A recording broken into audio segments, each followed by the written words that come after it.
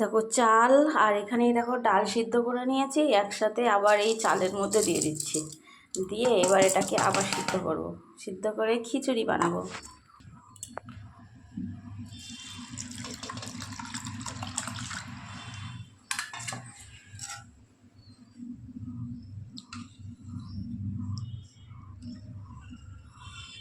একসাথে চাল আর ডাল একসাথে দিলেই হয়ে যেত, কিন্তু ব্যাপারটা কি হয়েছে বলো তো, এই ডাল আর চাল, এই ডাল সিদ্ধ করতে গিয়ে পাত্রটা হয়ে গেছে ছোট। এবার আমি অতটা আন্দাজটা বুঝতে পারিনি, এবার অবস্থা দেখো এখান থেকে পড়ে এখানে পড়ে সারা জায়গা ছড়াছড়ি, মানে জলে জল আর কি। তো ওই জন্য আবার এর মধ্যেও তো ছোট হয়ে যাবে, এই গামলাটার মধ্যে বসালাম এবার।